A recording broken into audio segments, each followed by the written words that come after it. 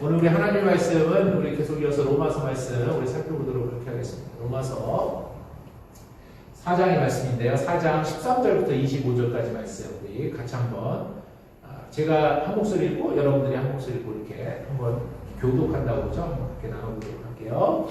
아브라함이나 그 후손에게 세상의 형사가 되리라고 하신 언약은 율법으로 말미암은 것이 아니요 오직 믿음의 의로 말미암은 것이니라.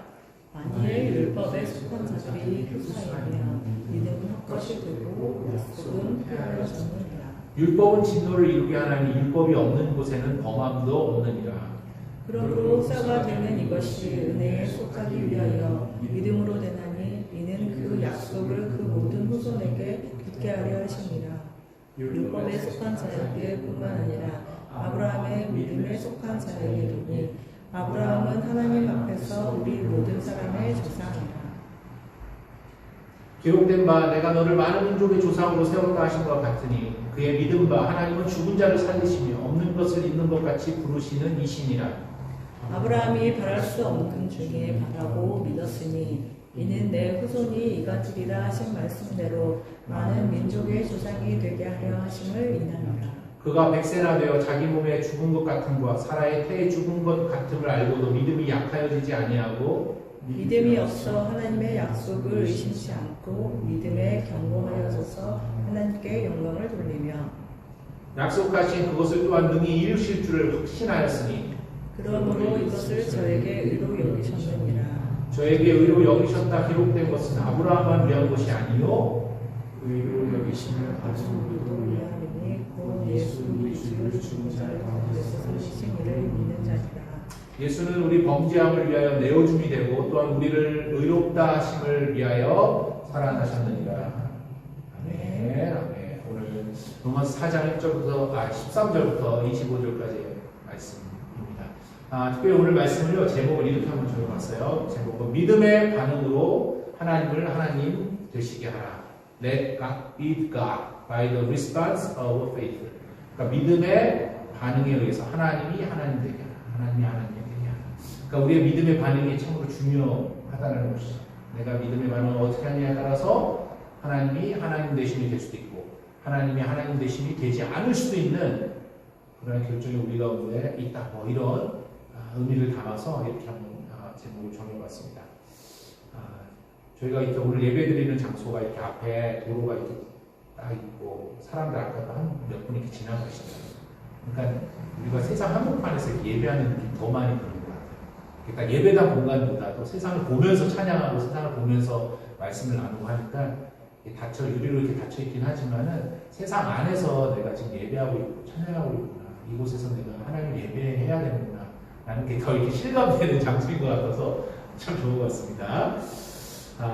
여러분 오늘 본문에 보면은 지난주도 그렇고 아브라함이라는 인물을 이제 믿음이라는 얘기를 할 때 등장시키는 것 같아요. 여러분 아브라함은 누구죠? 구약의 인물입니다. 구약의 인물이고요. 그리고 예수님이 태어나기 전 수천 년 전에 있었던 인물이에요. 아브라함은 타락한 인간을 하나님께서 구원하시기 위해서 택한 어떤 믿음의 첫 번째 사람으로 어떤 대표적인 인물이라고 아브라함을 할 수가 있죠. 물론 이제 아브라함 전에 노아라는 인물이 또 등장하기도 합니다. 그럼 아주 짧게 한번 이 아브라함의 족보를 한번 테스트 아닌 테스트로 우리 한번 나눠볼까요? 아주 짧게 한번 보겠습니다. 하나님이 처음에 인간을 만드셨죠? 인간을 만드셨을 때 아담과 하와를 만드셨습니다. 그렇죠? 그리고 그 아담과 하와가 아들이 있었어요. 처음에 둘이 있었죠. 누구죠? 네, 맞습니다. 가인과 아벨. 가인과 아벨이죠? 카인과 아벨. 그죠? 근데 가인은 하나님을 믿지 않았고, 아벨은 하나님의 동생을 믿었어요. 근데 결국에 가인이 아벨을 죽이잖아요. 그죠? 그리고 가인은 멀리 떠납니다. 아담과 하와가 아들이 없죠. 이어갈. 그래서 하나님께서 세 번째 아들을 주셨죠. 그게 누구예요? 셋입니다. 셋. 그렇죠? 세 번째 셋. 그래서 셋을 통해서 하나님께서 또 계속 후손들을 쭉 주십니다. 셋의 디센던트들이 계속 나와요. 그 중에 나중에 누가 나와요? 노아가 나와요. 일단은 아담과 하와, 그 다음에 노아를 중심으로 생각하면 돼요. 그 중간은 그냥 이름만 나옵니다. 그래서 노아에게도 아들이 또 셋이 있었어요. 셈과 함과, 예, 맞습니다. 야벳이 야벳. 셈과 함과 야벳. 그래서 누가 또 그 중에 하나님께서 그 중에 선택하냐, 이번에는 제일 큰 아들 셈을 선택하죠. 그리고 셈의 디센던트가 또 쭉 나와요. 그러다가 누가 나와요? 그 중에 아브라함이 나와요. 그러니까 아담 나와, 그 다음 노아, 그 다음 아브라함. 이렇게 생각하면 돼요. 여러분, 하나님께서는 이 타락한 인간, 그리고 죄를 범죄한 인간, 그 인간을 구원하시기 위한 계획, 더 정확하게는 인간의 어떤 이 죄의 문제를 해결하기 위한 하나님의 계획이 있으셨어요. 하나님이 구원의 디자인을 만드셨죠. 그것은 무엇이었죠? 다른 무엇으로도 이거 되지 않는다라고 생각하시고 하나님은 하나밖에 없는 독생자 예수 그리스도를 이 땅에 보내야 되겠다. 그 예수 그리스도를 통해서 이 땅을 구원해야 되겠다. 완전한 구원의 길을 만들어야 되겠다라는 하나님의 계획이 있으셨어요. 그래서 하나님은 이 아들 예수 그리스도를 이 땅에 보내실 때에 아무렇게나 그냥 이렇게 딱 보내거나 뭐 아무렇게나 그냥 이렇게 하는 것이 아니라 준비하는 그러한 계획을 가지고 계셨죠. 그것은 바로 예수님이 태어날 그 민족, 태어날 어떤 나라, 태어나야 할 어떤 그 민족을 먼저 구성하고 만드시길 원하셨다는 것이에요. 그렇죠? 예수님을 이 땅에 어디다가 보낼까 할 때에. 그래서 하나님께서는 그 민족을 만들기 위한 첫 번째 사람으로 이 아브라함을 부르셨다는 것을 우리가 기억하면 돼요. 하나님은 아브라함을 불러서 그리고 한 민족을 구성해야 돼요. 근데 이 민족을 구성할 때는 계획이 뭐예요? 예수님을 보내보자. 그 민족 가운데 보내보자. 그렇죠? 그 몸을 입고 이 땅에 오자. 그렇게 해서 아브라함을 불렀고요. 그 아브라함을 통해서 예수님이 태어날 민족인 지금의 이스라엘이라는 나라를 하나님이 만드신 거예요. 그래서 이스라엘. 그래서 아브라함, 그리고 아브라함의 아들은 누구예요? 이어갈 사람 이삭, 그 다음 제이콥 12아들. 그렇죠? 그리고 12아들은 이집트에서 또 살게 되고, 이집트의 모세. 그리고 또 그 쭉쭉쭉쭉 계속 오래 가다가 결국에는 예수님이 그 후손 중에 태어난 거예요. 하나님께서 계획하시고 그 시작이 이 아브라함이라는 사람을 통해서 예수님이 태어날 민족을 구성해야 되겠다. 이렇게 생각하셨다는 것이죠. 이러한 하나님의 구원의 계획, 구원의 디자인 가운데에 전체적인 하나님의 디자인 가운데 아브라함의 위치가 어디에 있었는지를 이제 생각해 볼 수 있어야 되고 그러한 관점에서 오늘의 말씀 13절의 말씀을 우리가 읽어보도록 하겠습니다. 읽어보면요. 아브라함이나 그 후손에게 세상의 상속자가 되리라고 하신 언약 이렇게 얘기합니다. 아브라함 그리고 뭐라고요? 그의 후손 하나님의 어떤 세상 속에서 하나님의 heir 상속자가 heir거든요. 상속자가 되리라고 하신 약속 그렇죠? 언약은 약속이에요. 약속 그렇죠? 그리고 하나님께서는 뭐예요? 이 아브라함이나 그 후손들을 계속 통해서 결국 예수 그리스도를 보내시고자 하시는 그런 큰 그림을 가지고 아브라함을 부르셨다라는 것입니다. 부르셨다, 약속하셨다, 말씀을 주셨다라는 것이죠. 그래서 여러분 이 약속이라는 것이 하나님의 말씀이 아브라함에게 임할 때에 아브라함이 어떤 그 당시에 뭔가 율법이라는 것을 막 행하고 착한 일을 하고 선한 일을 했기 때문에 하나님이 택한 것이 아니라 어떠한 조건도 없이 그냥 하나님께서 하나님의 플랜 가운데에 아브라함이라는 인물을 선택하신 거예요. 왜 선택하셨는지 모릅니다.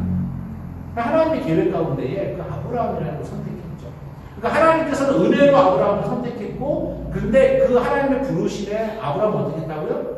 믿음으로 응답했다는 것이에요. 만약에 아브라함이 뭐 하나님의 부르심에 응답하지 않았다면 하나님은 또 다른 인물을 찾았을 수도 있겠죠.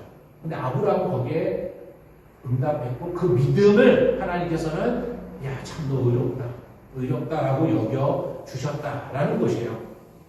그래서 이 개념의 이해를 위해서 이 바울은 이 상속자라는 개념으로 이걸 설명하거든요. 상속자 여러분 heir, H-E-I-R 여러분 아시죠? heir. 여러분 상속자는 뭐죠? 일반적으로는 우리가 생각할 때 부모로부터 무언가를 물려받는 자녀들이 상속자, 드라마 뭐 상속자들이라는 드라마도 있는데 그렇죠? 물론 뭐 자녀뿐만 아니라 어떠한 자녀도 상속자가 될 수가 있죠.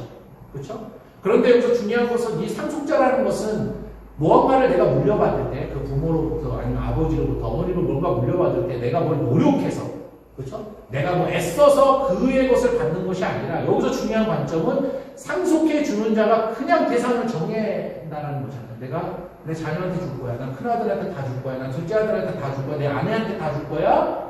내가 입양한 아들한테 줄 거야. 내 남편한테 상속자를 결정해서 줄 거야. 이렇게 하는 거예요.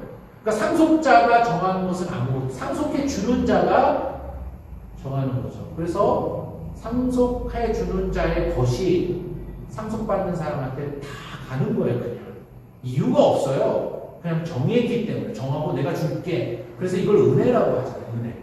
그리고 그 은혜에 잘 반응, 믿음으로 잘 반응하는 것. 그럴 때에 그것을 의롭다라고 하나님께서 여겨 주신다라는 것을 이 상속자의 개념을 통해서 지금 바울이 설명하고 있다는 것입니다. 여러분, 율법이라는 것도 사실은 아브라함 때에 있는 것이 아니에요. 율법이라는 것도 아브라함 때는 없었어요. 율법, 법이라고 해서. 사실은 이 율법이라는 것은 아브라함이 죽은 500년, 600년 후에 모세의 시대에 사실 이게 주어진 거 아닙니까? 그러니까 지금 하나님은 아브라함에게 너가 이런 거 지키면 내가 이렇게 해줄게. 이런 개념으로 좀 아브라함을 부르신 것이 아니라 내가 너를 축복해 줄 테니까 너 내 약속을 믿을 수 있어? 이렇게 지금 하나님께서 접근하고 부르셨다는 거예요. 그리고 그 약속에 대해서 아브라함은 믿음으로 반응했다라는 것입니다. 그래서 여러분, 하나님의 약속을 믿는 믿음으로 의롭다함을 받고 구원에 이르는 것이지 내가 어떤 행위, 내가 노력하고 내가 어떤 애써서 구원받는 것이 아닙니다. 근데 사실은 그걸 우리가 할 수도 없죠. 우리가 어떻게 법을 다 지켜서 어떤 걸 지켜서 하나님께 구원받을 수 있습니까? 구원받을 수 없죠. 그래서 아브라함이나 그 후손들이 세상 속에서 하나님의 상속자가 되는 일은 뭔가 지켜서 뭔가 행해서가 아니라 하나님의 약속을 믿는 믿음의 믿어서 그 일이 이루어진다는 거죠. 13절부터 15절까지 쭉 한번 읽어보면요. 아브라함이나 그 후손에게 세상의 상속자가 되리라고 하신 언약은 율법으로 말미암은 것이 아니라 오직 믿음의 의로 말미암은 것이니라. 만일 율법에 속한 자들이 상속자이면 믿음은 헛것이 되고 약속은 파기되었느니라. 율법은 진노를 이루게 하나니 율법이 없는 곳에는 법도 없느니라. 이렇게 얘기하고 있어요. 그래서 여러분, 믿음이라는 것은 하나님의 은혜를 그냥 겸손히 받아들이는 거예요. 그렇죠? 상속자는 그냥 내가 너 줄게 다 그러면 그냥 받아들이면 되는 거예요. 믿음으로. 더 이상 요구하는 것이 없어요. 그리고 저와 여러분의 그 믿음은 아브라함이 하나님으로부터 받은 약속을 계속 이어받도록 하는 것이죠. 그렇죠? 그리고 이 세상 속에서 아브라함의 육신의 후손이 아니라, 육신의 후손은 이스라엘 사람들이죠. 그런데 육신의 후손이 아니라 믿음의 후손을 말하는 거예요. 그 믿음의 후손으로 저와 여러분의 정체성이 세워진다는 것입니다. 그렇습니다. 저와 여러분이 가진 그 믿음이라는 것이, 그리고 오늘 저희에게 말씀하시는 믿음이라는 것은 하나님의 구원의 계획을 위해서 아브라함에게 약속하신 모든 유업들, 그 말씀들을 다 상속받게 하는 것이다 라는 것이 이 비밀 속에, 그 말씀 속에 믿음 안에 숨겨져 있다는 것이에요. 그래서 저와 여러분은 어떤 인종적인 후손이 아니라 우리의 더 근본적인 어떤 아이덴티티는 인종적인 후손이 아니라 믿음의 후손이 되어진다는 것을 우리가 반드시 기억해야 되겠죠. 너가 이스라엘이냐 아니냐, 당시에는 그걸 문제 삼았잖아요. 유대인이냐 아니냐, 이스라엘이냐 아니냐, 인종적인 걸 말하는 거잖아요. 그것도 아니고 백인이냐 흑인이냐, 아시안이냐, 그런 어떤 인종적으로 구원이 결정되는 것이 아니라 심지어는 그 무엇도 거기에 개입되어지는 것이 아니라 하나님의 약속을 믿는 그 믿음으로 구원을 받게 되는 것이다. 믿음으로. 그래서 이 믿음의 후손, 믿음으로 구원받는 것이다 라는 것을 지금 바울은 첫 번째로 우리 가운데 말하고 있다는 것입니다. 이 믿음의 주인공 저와 여러분이 되시길 바라요. 그렇죠? 아브라함의 믿음, 우리의 믿음, 그 믿음으로 지금 계속 연결되어지고 있다는 것입니다. 그렇다면 여러분, 아브라함은 어떤 믿음으로 의롭다함을 받은 것인지, 그 아브라함의 믿음의 내용을 오늘 바울은 소개하고 있죠. 여러분은 어때요? 여러분은 믿음이 합리적인 거라고 생각하십니까?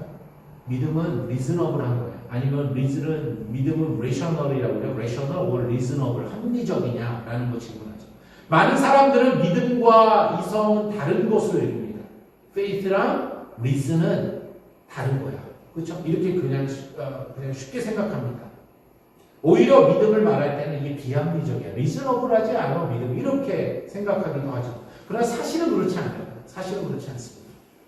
분명히 믿음이라는 것은 그 reason, 이성을 초월하는 부분이 있지만 항상 보면요, 그 믿음은 확고한 합리적인 근거를 가지고 있다는 거예요. 무턱대고 그냥 믿는 것은 리즈너블하지 않죠. 근데 근거를 가지고 있다는 거죠. 보세요, 여러분. 믿음이라는 것은 보통 어떤 사람을 믿는 것 아니에요? 어떤 사람을 믿는다. 어떤 사람을 신뢰하는 것인데 이것은 합리적인 것인가의 문제는 내가 신뢰의 대상이 믿을 만한가에 좌우되는 것이다라는 것이에요. 그래서 우리가 보통 야 어떻게 저런 사람을 믿냐 너는 그 얘기 하잖아요. 어떻게 저런 사람을 믿어? 할 때에 합리적이지 않다라는 거 아니에요? 어떻게 저 사람 저 매니저 어떻게 믿을 수 있어? 너 참 비합리적이다. 그렇게 말하잖아요. 그렇죠? 믿을 사람을 믿어야지 이런 얘기 하잖아요. 그렇죠? 정말 그 사람을 믿을 때 믿는다라고 말할 때에 그 사람이 정말 믿을만 한가? 거기에 합리적이냐 아니냐가 거기에 들어간다는 것이죠. 그래서 우리가 여러분 하나님을 믿고 하나님의 약속과 하나님의 말씀을 믿으려면 그분의 능력 그리고 그분의 신실하심이라는 두 가지의 확신을 가지고 믿어야 한다는 것이죠. 그분의 능력은 뭐죠? 약속, 말씀을 지킬 수 있다는 거고요. 그렇죠? 그리고 그분의 신실하심은 그렇게 할 거라고, 그렇게 하시기를 원하신다라고 신뢰할 수 있는 것. 그 두 가지에 대한 확신이 있을 때에 그 믿음은 리즈너블하다, 합리적이다. 그렇죠? 하나님을 믿는 것이 정말 믿을만한가라는 질문 아니겠습니까? 근데 바로 이것이 아브라함의 믿음의 기초를 이룬 하나님의 두 가지의 속성이었다라는 것을 오늘 말씀 이야기하고 있습니다. 먼저 하나님의 능력이죠. 아브라함은 하나님의 능력, 하나님이 누구시냐, 하나님을 믿을 때, 하나님의 약속을 믿을 때 하나님의 능력에 대해서 그는 생각했다는 거죠. 17절 말씀 보면 이렇게 얘기하죠. 기록된 바 내가 너를 많은 민족의 조상으로 세웠다 하신 것 같으니 그가 아브라함이에요. 아브라함이 믿은 바 하나님은 죽은 자를 살리시며 없는 것을 있는 것으로 부르시는 이시니라. Abraham believed in the God who brings the dead back to the life and who creates new things out of nothing. 여러분, 아브라함은 믿음에 자기가 믿고 있는 하나님이 누군가라고 할 때에 죽은 자를 살리신다. 이건 뭐예요? 부활, 레저렉션이죠. 그리고 없는 것을 있는 것으로 부르신다. 없는 것을 생겨나게 하시는 분이다. 창조죠. 그렇죠? 창조의 하나님으로 믿었다. 하나님의 능력을 믿을 때에 아브라함은 부활의 하나님, 그 다음에 창조의 하나님이라는 개념으로 믿었다는 것이에요. 그래서 여러분, 무라는 거, nothingness라고 해요. nothingness. 아무것도 없고, 무. nothingness. 그 다음에 죽음, death. 이것보다 더 인간을 좌절시키는 것은 없지 않습니까? 20세기의 실존주의자들이 가장 격심하게 고뇌했던 것이 무라는 nothingness라는 그 deep, 심연, 그거에 대한 두려움 아니었어요? 실존주의자들. existentialism이라고 해요. existentialism, 영어로는 그죠? 실존주의자들. 이 무라는 거를 깊이 생각하면 무서운 거예요. 두려움이 있다는 거예요. nothingness. 그리고 죽음은 또 어때요? 결국 우리가 통제하지 못하고 우리가 거기에서 벗어날 수 없는 사건 아닙니까? 내가 죽음을 어떻게 통제해요? 그리고 나는 더불어 나는 벗어날 수도 없는 거예요. 우디 알렌이라는 영화 감독이 있습니다. 우디 알렌. 그 영화 감독이 현대인을 대신해서 이 닥쳐올 죽음을 대처하지 못하는 그 어떤 무력함, 인간의 무력함을 이렇게 요약해 주었죠. 내가 죽는 것을 무서워한다는 말은 아니다. 그러니까 죽음을 무서워한다라고 말하지 않아요. 그러나 단지 그 일이 일어날 때 나는 거기에 있고 싶지 않을 뿐이다. 이렇게 그 우디 알렌은 뭐 생각하고 싶지 않다는 거예요. 왜 답이 없기 때문에. 그러나 죽음은 두렵지 않다고 그렇게 말은 하죠. 그리고 일어나지 않을 것처럼 지금 오늘을 살아가고 있다는 것이에요.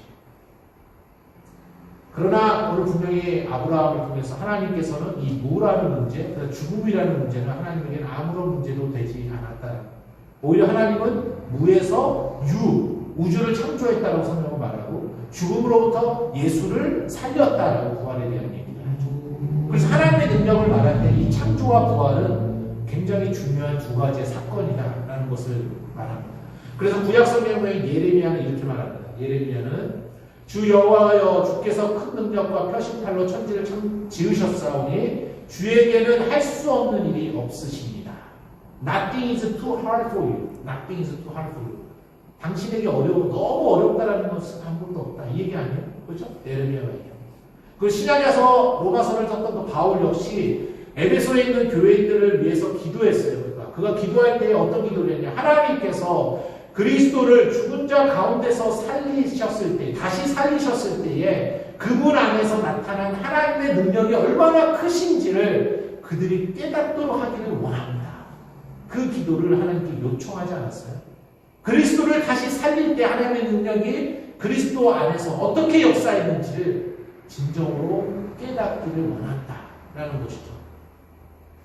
여러분, 이 하나님의 능력에 대한 이 확신이야말로 하나님이 아브라함에게 별처럼 많은 후손을 약속하셨을 당시에 그와 사라에게 단 한 명의 자녀도 없었으나 바랄 수 없는 중에 바라고 믿을 수 있도록 만들어 주었다는 이 확신. 그래서 아브라함은 자신이 처한 어떤 현실, 그 상황, 난 아이가 하나도 낳을 수 없어, 난 너무 늙었어, 이 현실을 도피한 것이 아닙니다. 도피하고 어떤 환상의 세계로 간 것이 아닙니다. 그와 반대로 그러한 상황을 알고도 오늘 본문에 보면 믿음이 약하여지지 아니하였으니 이렇게 얘기하고 있습니다. 그러니까 자신이 아이를 낳을 수 없으며 사라, 내 아내가 아이를 임신할 수 없으리라는 두 가지의 고통스러운 현실을, 가혹한 사실을 그는 인정하고 알았다라는 것이에요. 그걸 회피하고 도망가고 생각 안 하고 이런 것이 아니라 인식하고 있었다라는 것이죠. 오늘 19절은 그래서 이렇게 얘기합니다. 그가 백세나 되어 자기 몸에 죽은 것 같은 것과 사라의 태에 죽은 것 같음을 알고도, 알고 있었어요. 인정했어요. 약함을 알았어요. 현실이 어렵다는 걸 알았습니다. 현실이 무섭다는 걸 알았어요. 그래도 그 믿음이 약하여지지 아니하고 이렇게 얘기하는 것이죠. 그런데 하나님은 어떻게 했어요? 결국 그 이중적인 죽음, 결코 이루어질 수 없는 그런 상황 속에서도 새로운 생명을 탄생케 하셨다라는 것을 얘기하죠. 이것은 바로 하나님의 창조, 그리고 다시 죽은 몸과 같은 아브라함과 사라의 몸을 소생케 하는 부활의 능력이 그들의 삶 속에 나타났다는 것입니다. 그리고 나중에 보면은 이렇게 해서 기적적으로 얻게 된 아들 이삭, 하나님 뭐라고 얘기해요? 바치라고 얘기하잖아요. 바치라고. 그럼 보세요. 아들을 지금 바쳐서 죽이라는 것인데 그렇게 하는 거, 그리고 분명히 별과 같이 아브라함의 디센던트를 많게 해주겠다라는 그 두 말씀이 충돌을 내지 않습니까? 그때 아브라함이 히브리서에 보면 11장 9절에 이렇게 고백하죠. 저가 아브라함이 하나님이 능히 죽은 자 가운데서 다시 살리실 줄을 생각한지라 비유컨대 죽은 자 가운데서 도로 받은 것이니라. He considered that God is able to raise people even from the dead. 그러니까 아브라함은 하나님이 내 아들을 죽여도 다시 살리실 수 있어. 왜냐하면 하나님은 수많은 나의 디센던트를 죽이겠다고 약속하셨기 때문에 그런 믿음을 가지고 있었다는 것이 얼마나 놀라운 것입니까? 그렇죠? 그래서 아브라함은 부활과 창조의 하나님의 능력을 믿었다. 그래서 20절에 계속 이어가죠. 믿음이 약하여지지 아니하고 믿음이 없어 하나님의 약속을 의심하지 않고 믿음으로 견고하여져서 하나님께 영광을 돌렸다. 이렇게 얘기하죠. 영어 성경 보면 Abraham never wavered in believing God's promise. waver가 뭐예요? 흔들리는 거잖아요. 요동하는 거. Never wavered. In fact, his faith grew stronger. 더 강해졌고. And in this, he brought glory to God. 이렇게 얘기합니다. 아브라함은 이 믿음이 없음에 굴복하지 않았고요. 그리고 의심에 굴복하지 않았어요. 결코 하나님의 말씀을 믿는 일에 흔들리지 않았다. 이렇게 얘기합니다. 오히려 그는 그러한 상황에 믿음이 더 견고해졌다. 믿음에 의해 그의 삶이 더 견고해졌다. 그리고 이렇게 하는 일을 통해 하나님께 영광을 돌렸다. 여기까지 지금 말씀하고 있습니다. 여러분 그렇습니다. 때로는 하나님의 말씀과 우리의 삶의 갭이 너무 큰 걸 우리가 경험하죠. 하나님은 이렇게 말씀하는데 우리 삶을 보면은 도저히 이루어지지 않을 것 같은 갭이 있어요. 그런데 그때 우리가 이 믿음 없음이 아닌 믿음을 붙잡는 것이 하나님을 영화롭게 할 수 있는 길이다라는 것을 지금 말하고 있습니다. 그리고 그것이 오늘 말씀의 제목과 같이 하나님을 하나님 되시도록 하는 것. 근데 그 갭이 없으면은 능력도 나타나지 않을 거예요. 근데 그 갭을 통해서 하나님이 누구신지를, 하나님이 어떤 분이신지를 하나님이 하나님 되시도록 하는 일이 우리의 믿음 안에 있다는 것이에요. 그래서 창조와 부활의 하나님으로서의 본분을 발휘하시도록, 그래서 하나님을 영광스럽게 해드리는 일이 여기서부터 나타난다는 것이에요. 이렇게 믿음의 반응이 중요하다는 것입니다. 여러분 하나님을 하나님 되게 해드리는 일이 우리의 삶 속에 있기를 원하십니까? 그렇다면 오늘도 우리가 믿음으로 반응하기를 원합니다.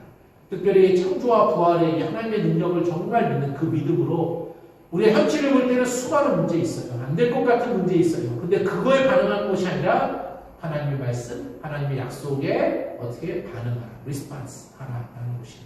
그러면 하나님은 하나님 되심으로 우리의 삶에 일하실 것이다 라는 것을 오늘 로마서 4장의 말씀을 통해서 우리가 오늘 또 말씀하시는 것입니다. 창조와 부활의 능력을 나타내실 것이다 라는 거 붙잡을 수 있는 저와 여러분들이 되시길 간절히 소망합니다.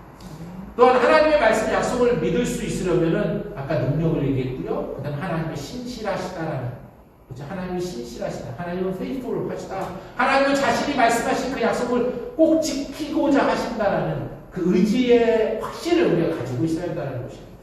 그럼 우리가 누군가가 어떤 약속을 합니다. 약속을 했어요. 그리고 정말 그것을 지키고자 하는지 그러한 의지가 또 참 중요해요. 내가 약속을 했는데, 내가 어떤 말을 했는데 저 사람이 지금 지키려고 하는구나. 아니면 안 지키려고 하는구나. 여러분, 그것을 지킬 수 있는 능력이 있어도 지키고자 하지 않는다면 무슨 소용이 있어요? 분명히 지킬 수 있는데 안 해. 그렇죠? 의지가 없어도 아무 소용이 없습니다. 그렇기 때문에 모든 약속 뒤에는 그 약속을 한 사람의 인격이 있는 것이에요. 인격이 있어요. 제가 이 자녀들을 키울 때도 보면요. 이 자녀들을 키울 때 보면은 이 자녀들이 부모들과 약속을 하잖아요. 이렇게 어떤 일에 대해서. 그런데 어떤 자녀들은 정말 그걸 어떻게 해서든 조금 지켜보려고 노력하는 자녀가 있더라고요. 있어요. 그런가 하면 말한 대로 분명히 할 수 있어. 할 수 있는데도 굳이 어떻게 해서든지 안 하려고 하는 자녀가 있어요. 할 수 있는데도. 그게 있습니다. 그것이 상황과 형편에 따라 바뀌는 거죠. 그럼 뭐 자녀들만 그러겠습니까? 모든 관계가 그렇잖아요. 그래서 이렇게 부모로서 이렇게 쭉 보면요. 야, 정말 지키려고 하는구나. 해보려고 하는구나. 어떻게 해서든 의지적으로 자신이 한 발에 대해 지켜보려고 하는구나. 저 아이는 참 신실하구나. 여기서 신실하다는 단어가 나오는 거잖아요. 그렇죠. 약속을 지키려고 하는구나. 그 의지가 있다라는 것이죠. 여러분, 우리가 하나님의 말씀을 붙잡을 때에 그것을 말씀하신 하나님께서는 반드시 그 말씀을 지키고자 하시는 이 신실하신 하나님이라는 것을 우리가 생각하면서, 기억하면서 우리가 하나님 말씀 붙잡으라는 것이에요. 하나님 말씀 붙잡으라. 나의 하나님께서는 내가 그분의 말씀을 붙잡고 있는 동안 반드시 그 말씀을 어떻게 해서든지 성취하시고자 하신다는 믿음과 그 확신. 그래서 하나님의 말씀을 하나도 놓치지 않고 하나도 내려놓지 않는 이 믿음의 사람들이 되라라는 것을 오늘 또 말씀을 이야기하고 있습니다.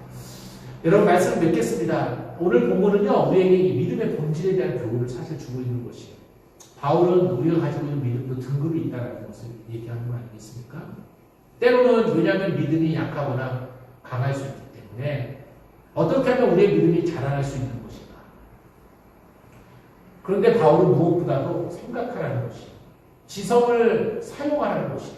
우리의 믿음은 지성과 떨어놓을 수가 없어요. 그렇죠? 생각하고 믿죠. 누가 덮어놓고 믿습니까? 그건 참 믿음이 아니라, 믿음은 우리의 현실을 또한 직시하지 않는 것이 아니에요. 우리의 고통을 알고 우리의 어려움을 다 직시하는 것입니다. 도망가시는 것이 아니에요. 현실에 뿌리박은 믿음과 영성을 말하는 것이죠. 현실을 부패하는 것이 아니라 오히려 믿음은 논리적으로 러지컬하게 생각하고 추론해서 신뢰하는 것이다. 그래서 사고 없고 생각 없는 믿음이란 있을 수 없다는 것이죠. 믿지 않는 것도요, 뭔가 생각하고 믿지 않는 것이에요. 근데 정말 생각해 보라라는 것이죠. 그래서 한편으로는 뭘 생각해요? 우리가 직면하고 있는 문제들, 현실의 어려움들, 이거 생각하라는 것이에요. 그리고 믿음은요, 그런 것들에 대해서 눈을 감아버리는 것이 아니라 도망가는 것이 아니죠. 그래서 아브라함은 분명히 나는 아이를 낳을 수 없는 그런 상황이고, 내 아내인 사라도 폐에 문이 닫아버린 죽은 것과 같은 그런 상황을 인지하고 있었다는 것이, 알았다는 것입니다. 근데 여기서 끝나는 것이 아니라 믿음은 또 다른 사이드편에 한편이 있죠. 그것은 하나님의 말씀이 여기 있는 거죠. 하나님의 약속이 있구나. 그리고 그 약속하신 하나님의 성품, 특히 하나님은 오늘 말씀과 같이 죽은 자를 살리시고 없는 것을 있게 하시고 그러한 부활과 창조의 하나님이라는 것을 곰곰이 생각했다는 것이에요. 그리고 이러한 약속들에 나의 생각이 미치자 나의 생각을 이곳에 두었을 때에 이 어려운 문제들이 축소되어 버리는 것을 이 아브라함은 경험한 것이죠. 그는 약속하신 것을 또한 능히 이루실 줄을 확신하였기 때문에 믿음을 가지고 생각하고 이 하나님의 약속, 하나님의 성품을 붙잡았다는 것입니다. 오늘날 우리들은 사실 아브라함보다 훨씬 더 큰 축복을 받은 자들이라는 것을 우리는 잊으면 안 돼요. 그래서 우리가 믿지 않는다? 그것은 생각하지 않은 것이고 믿지 않는다는 것을 나중에 하나님 앞에 핑계대지 못할 것이다 라고 성경은 얘기합니다. 왜냐하면 우리는 예수님의 부활 이후에 벌써 살아가고 있는 것이고요. 창조와 그리고 예수님의 부활이 기록되어 있는 완전한 성경 하나님의 말씀을 우리가 가지고 있기 때문입니다. 그러므로 어떻게 보면 우리가 믿음을 가지는 것은 아브라함의 믿음을 가지는 것보다 더 합당하다라고 말할 수 있을 것이고 그러기에 인간적으로 도저히 바랄 수 없는 상황에 있을 수 있지만 하나님의 신실하심과 그 능력에 대한 확신 속에서 바라면서 살아갈 수 있는 저와 여러분이 되기를 간절히 소망합니다. 그래서 우리가 믿음의 이 조상인 아브라함의 진정한 믿음의 후손이다. 믿음의 후손이라는 것을 오늘 한 주도 우리가 살아가고 증명되어지는 그런 믿음의 삶이 우리 가운데 펼쳐질 수 있기를 간절히 소망합니다.